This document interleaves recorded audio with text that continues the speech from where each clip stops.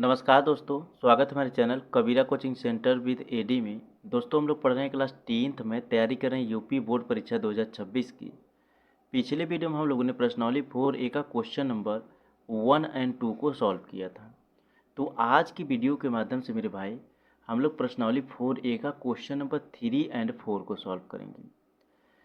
तो जो भी क्वेश्चंस दिए हुए हैं किस रूप में हम लोग को ज्ञात करने के लिए बोला है, जांच कीजिए कि क्या निम्न द्विघात समीकरण हैं। हम लोग को क्वेश्चन जो दिया हुआ है हम लोग को जांच करना है कि ये क्वेश्चंस द्विघात समीकरण हैं या नहीं हैं। तो हम लोग को क्वेश्चन को सॉल्व करने के बाद पता चलेगा कि ये द्विघात समीकरण हैं या नहीं हैं। हम लोग को यही जांच करना है। तो द्विघात समीकरण किस रूप में होता है मेरे भाई, e(x² + bx + c = 0। तो हम लोग क्वेश्चन को जब हल करेंगे तो हम लोग को इस रूप में लाना है। अगर इस रूप में आ जाएगा तो द्विघात समीकरण होगा, अगर नहीं हो पाएगा तो द्विघात समीकरण नहीं होगा। ठीक है मेरे भाई। तो जितनी भी चीज़ें हैं मैं कंप्लीट इन्फॉर्मेशन पहले वीडियो के माध्यम से दे दिया था अध्याय 4 का। अगर आप लोगों ने नहीं देखा होगा तो डिस्क्रिप्शन में लिंक है, आप लोग ज़रूर देख लीजिएगा। उसमें कंप्लीट इन्फॉर्मेशन के साथ साथ जितने भी अध्याय 4 में फार्मूले लगेंगे सारे फार्मूले को भी मैं करा दिया था। एक एक फार्मूले को मैं नोट करा दिया था। ज़्यादा फार्मूले नहीं है मेरे भाई, 5 से 6 फार्मूले हैं। 5-6 फार्मूले से ही आपका अध्याय 4 कंप्लीट हो जाएगा। और एक चीज़ और ध्यान रखिएगा, जो द्विघात समीकरण है इसका प्रयोग आपके अध्याय 4 में सारे प्रश्नावली में होगा। ठीक है मेरे भाई। तो द्विघात समीकरण के बारे में मैं अच्छी तरीके से बताया हूँ कि द्विघात समीकरण किसे कहा जाता है, द्विघात व्यंजक किसे कहा जाता है। सारी चीज़ों को मैं एक एक चीज़ों को अच्छी तरीके से बता दिया हूँ। अगर आप लोगों ने वो वीडियो नहीं देखा होगा तो डिस्क्रिप्शन में लिंक है, जा करके उस वीडियो को ज़रूर देख लीजिएगा। कंप्लीट फार्मूले को भी नोट कर लीजिएगा और इन्फॉर्मेशन को भी जान लीजिएगा कि द्विघात समीकरण किसे कहा जाता है। ठीक है मेरे भाई।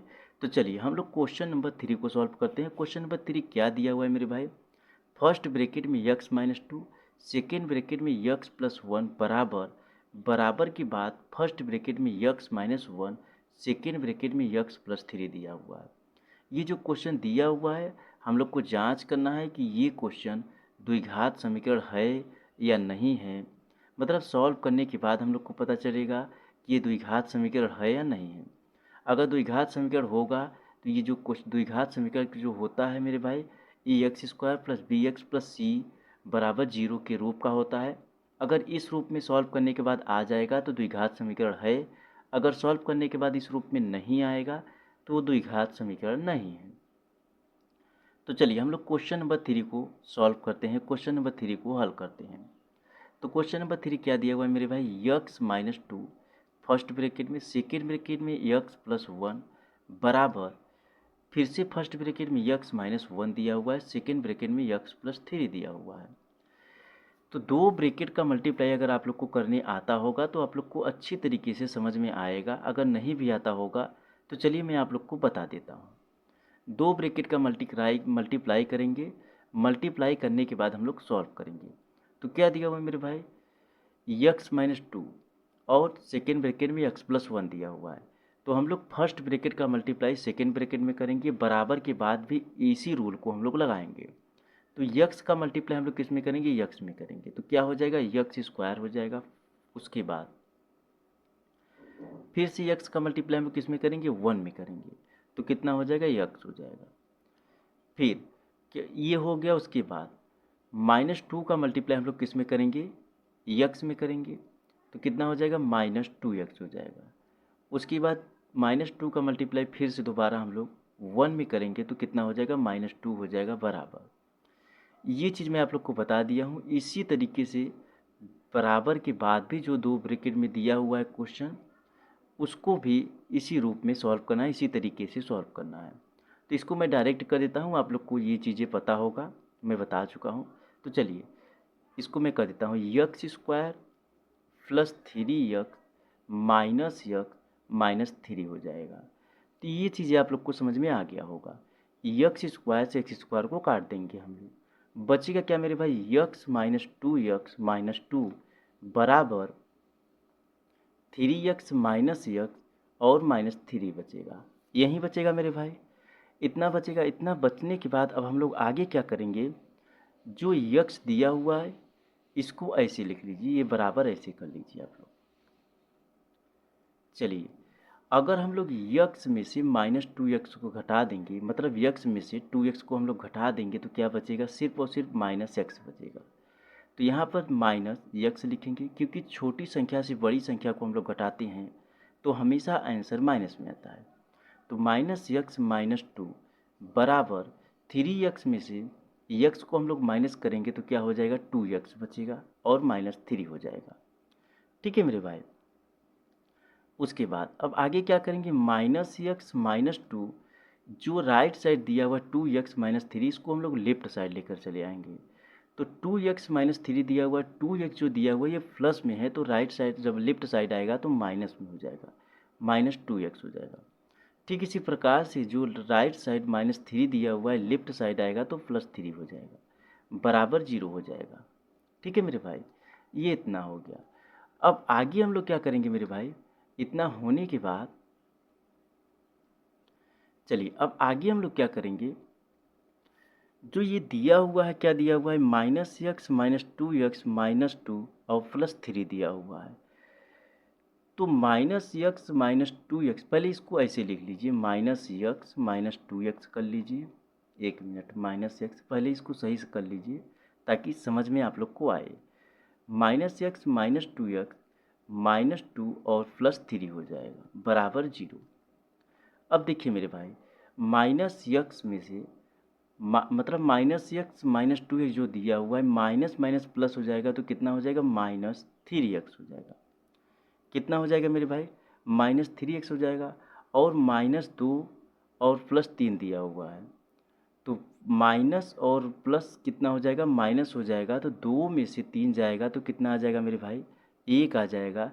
ये माइनस छोटा था, कहने का मतलब ये है कि जो 2 दिया हुआ है 2 से बड़ा 3 है, तो माइनस का मल्टीप्लाई हम लोग प्लस में करेंगे तो कितना हो जाएगा, माइनस हो जाएगा।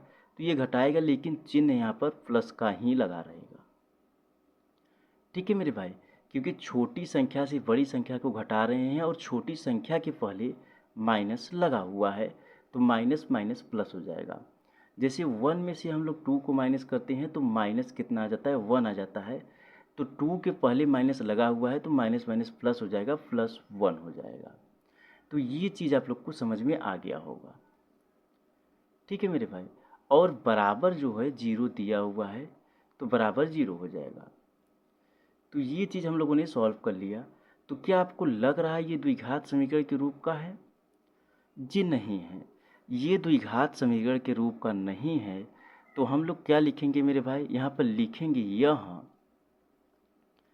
ax² + bx + c बराबर 0 के रूप का नहीं है। किसके रूप का नहीं है, ax² + bx + c बराबर 0, यानी द्विघात समीकरण के रूप का नहीं है। तो क्या हो जाएगा, अतः यह द्विघात द्विघात समीकरण नहीं है। ठीक है मेरे भाई, अतः यह द्विघात समीकरण नहीं है, ये हम लोगों ने सिद्ध कर दिया। चलिए अब आगे हम लोग क्वेश्चन नंबर किसको सॉल्व करेंगे मेरे भाई, क्वेश्चन नंबर 4 को हम लोग सॉल्व करेंगे। देखिए मेरे भाई, जिस तरीके से क्वेश्चन नंबर 3 दिया था उसी तरीके से क्वेश्चन नंबर 4 भी दिया हुआ है, बहुत ज़्यादा बड़ा नहीं है। हाँ इतना है कि जो क्वेश्चन नंबर 3 था वो 2 ब्रैकेट में दिया था, क्वेश्चन नंबर 2 में भी क्वेश्चन नंबर 4 में भी लगभग लगभग 2 ही ब्रैकेट में दिया हुआ है। तो ये सॉल्व करना काफ़ी आसान होगा। जिस तरीके से क्वेश्चन नंबर 3 को हम लोगों ने सॉल्व किया, ठीक उसी प्रकार से क्वेश्चन नंबर 4 को भी सॉल्व करना है। तो क्वेश्चन नंबर 4 क्या दिया हुआ, x-3 फर्स्ट ब्रैकेट में, सेकेंड ब्रैकेट में 2x + 1 बराबर x, उसके बाद क्या दिया हुआ है ब्रैकेट में, x + 5 दिया हुआ है। तो चलिए हम लोग क्वेश्चन नंबर 4 को भी हल करते हैं। क्या दिया हुआ है मेरे भाई, x-3 फर्स्ट ब्रैकेट में, सेकेंड ब्रैकेट में 2x + 1 बराबर x + 5 दिया हुआ है। तो जिस तरीके से हम लोगों ने क्वेश्चन नंबर 3 का मल्टीप्लाई किया था, फर्स्ट ब्रैकेट का मल्टीप्लाई सेकेंड ब्रैकेट में किया था, ठीक इसी प्रकार से इसको भी हम लोग करेंगे। तो क्या हो जाएगा मेरे भाई, हम लोग यक्स का मल्टीप्लाई 2x में करेंगे तो कितना हो जाएगा, 2x² हो जाएगा। फिर से यक्स का मल्टीप्लाई किस में करेंगे, 1 में करेंगे तो प्लस यक्स हो जाएगा। और 3 का मल्टीप्लाई 2x में करेंगे तो कितना हो जाएगा, 6x। 3 का मल्टीप्लाई 1 में करेंगे तो कितना हो जाएगा, -3 हो जाएगा, बराबर यक्स का मल्टीप्लाई यक्स में करेंगे x² प्लस यक्स का मल्टीप्लाई 5 में करेंगे तो 5x हो जाएगा। ठीक है मेरे भाई, इतना हो जाएगा।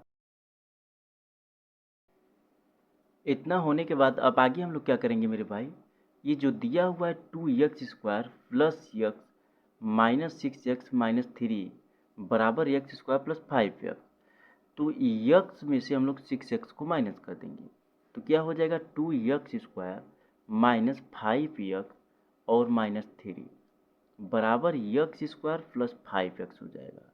ठीक है मेरे भाई, अब इतना होने के बाद जो right side x² plus 5x है इसको हम लोग लेफ्ट साइड लेकर आएंगे तो क्या हो जाएगा, 2x² माइनस 5x -3 और -x² और -5x हो जाएगा बराबर 0।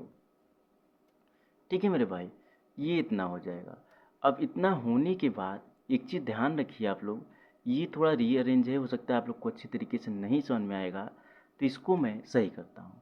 तो क्या हो जाएगा, 2x² और -5x, जो 5x है उसको यहाँ पर साथ मिलाएंगे तो कितना हो जाएगा, -5x -3 -x² हो जाएगा बराबर 0। अब यहाँ पर देखिए मेरे भाई, जो दिया हुआ 2x² इसको हम लोग x² इंटू x² लिख सकते हैं। ठीक है मेरे भाई, यानी x² लिख सकते हैं तो ये क्या हो जाएगा, 2x² हो जाएगा। कहने का मतलब ये इंटू नहीं रहेगा, ये प्लस में रहेगा, यहाँ पर प्लस में हो जाएगा तो x² प्लस x² कितना हो जाएगा, 2x² हो जाएगा। ठीक है मेरे भाई, तो इतना हो जाएगा तो हम लोग जो 2x² दिया हुआ है इसको x² प्लस x² लिख सकते हैं तो कितना हो जाएगा मेरे भाई, एक मिनट, यहाँ पर क्या हो जाएगा, जो 2x² दिया हुआ है x² प्लस x²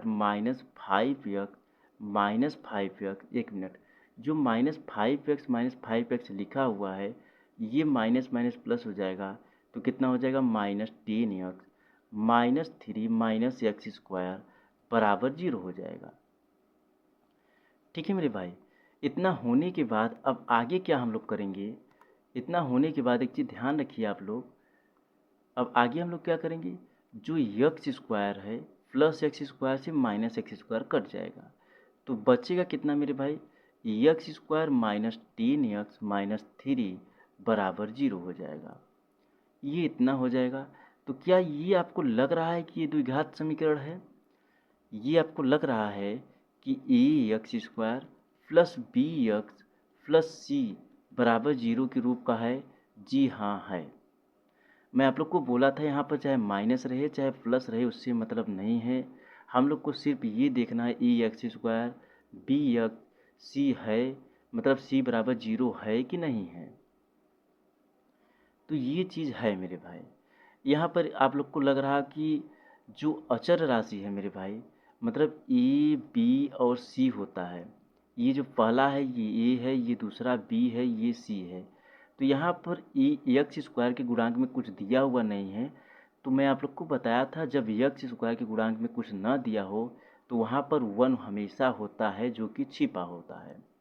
तो यहाँ पर इंटू में 1 है, आप लोग इस चीज़ को ध्यान रखिएगा। ठीक है मेरे भाई, जैसे x² -10x -3 दिया हुआ है तो आप लोग को लग रहा होगा कि ए नहीं है, यहाँ से गायब है, मतलब ए के रूप में कोई संख्या नहीं है। जैसे क्वेश्चन में हम लोग सॉल्व कर रहे थे 2x² था तो ये था, लेकिन यहाँ पे नहीं है, तो यहाँ पर जब ना हो तो 1 हम लोग मान सकते हैं, 1 हमेशा रहता है, 1 का मल्टीप्लाई कर देंगे तो उतना ही आएगा। ठीक है मेरे भाई, तो ये चीज़ें आप लोग को समझ में आ गई होंगी।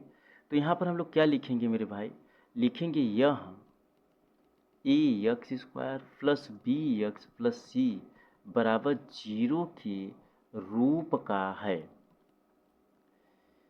रूप का है।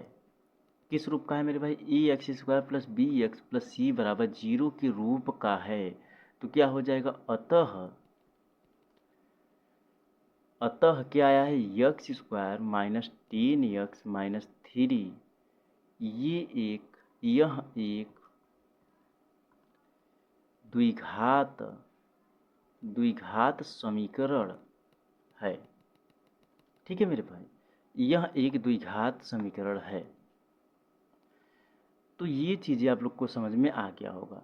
देखिए मेरे भाई, जब मैं फार्मूले को नोट करा रहा था तो वहाँ पर द्विघात मतलब सारी चीज़ें अच्छी तरीके से बताया था, तो उसको देखना काफ़ी ज़्यादा इम्पोर्टेंट है। अगर आप लोगों ने नहीं देखा होगा तो डिस्क्रिप्शन में लिंक है, सबसे पहले जा कर के उसको देखिए, उस वीडियो को देखिए, उस चीज़ के बारे में अच्छी तरीके से जानिए। उसके बाद फिर से आप क्वेश्चन को सॉल्व करेंगे तो बहुत अच्छी तरीके से समझ में आएगा। और मैं आप लोग को बोलता हूँ कि एग्जाम्पल को भी सॉल्व किया करिए, एग्जाम्पल भी इसी तरीके के दिए होंगे, तो आप लोग को प्रश्नावली के क्वेश्चन को सॉल्व करने में बहुत आसानी होगा, बहुत अच्छी तरीके से समझ में आएंगे। सबसे पहले आप लोग जब हमारा वीडियो देखा करिए तो सबसे पहले पहला वीडियो देखिए, जिसमें कंप्लीट इन्फॉर्मेशन द्विघात समीकरण के बारे में, उसके बाद फार्मूला दिया हो। तो ये दो चीज़ें कवर करने के बाद, मतलब द्विघात समीकरण किसे कहते हैं इसको जानने के बाद और कंप्लीट फार्मूले को नोट करने के बाद, आप लोग सबसे पहला काम किया करिए, जितना भी एग्जाम्पल दिया हो सारे एग्जाम्पल को लगा डाला करिए। उसके बाद प्रश्नावली में लगाने की कोशिश किया करिए, तो एक एक चीज़ें इतना अच्छी तरीके से समझ में आएंगी, आप लोग सोच भी नहीं सकते हैं। ठीक है मेरे भाई, जब आप लोग एग्जाम्पल को लगा लेंगे, एग्जाम्पल को लगाने के बाद प्रश्नावली को लगाएंगे, प्रश्नावली को लगाने के बाद आप लोग रिवाइज करेंगे तो बहुत अच्छी तरीके से समझ में आएगा। ठीक है मेरे भाई, मिलता हूँ फिर से एक नए वीडियो में, तब तक अच्छे से पढ़िए, मेहनत कीजिए, सफलता आपके नज़दीक है। धन्यवाद।